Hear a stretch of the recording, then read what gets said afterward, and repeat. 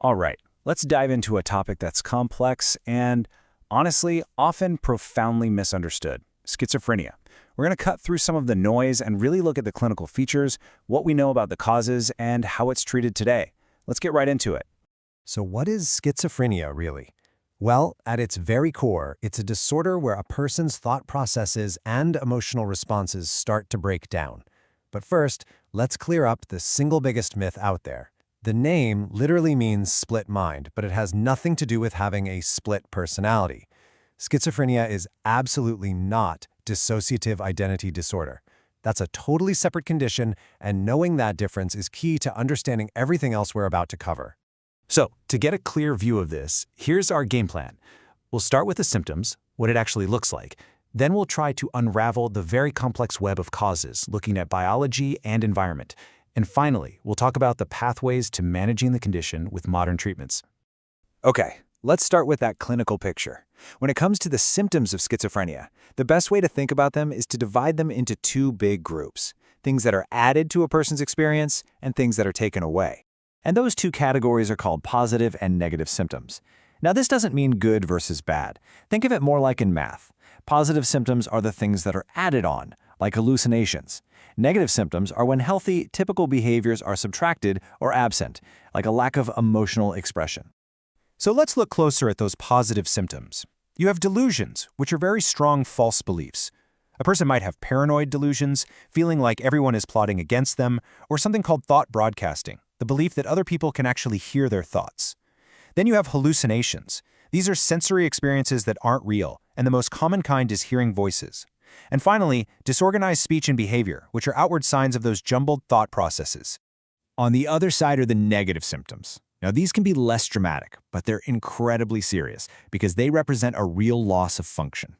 We're talking about a flat affect, where someone shows little to no emotion on their face or in their voice; severely reduced speech; apathy, which is a deep lack of motivation; and social withdrawal.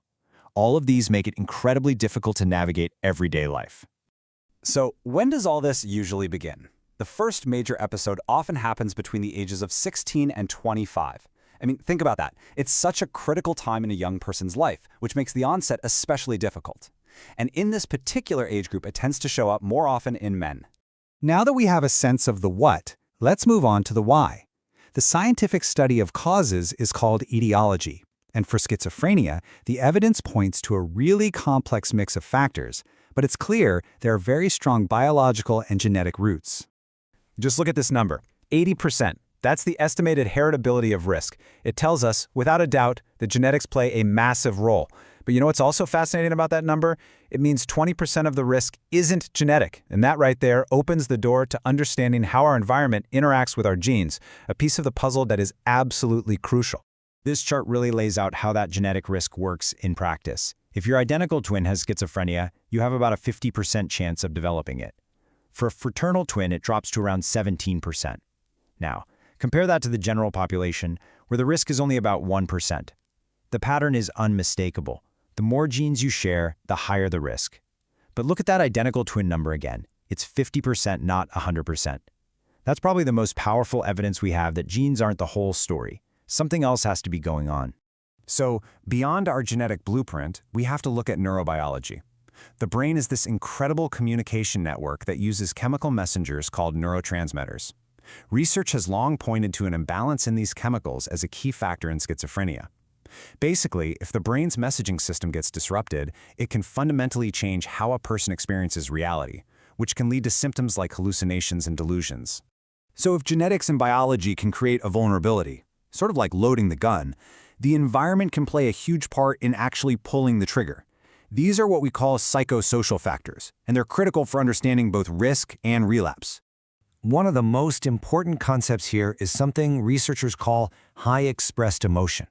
This refers to a family environment that's full of criticism, hostility, or just being really over-involved in controlling. The evidence is just overwhelming.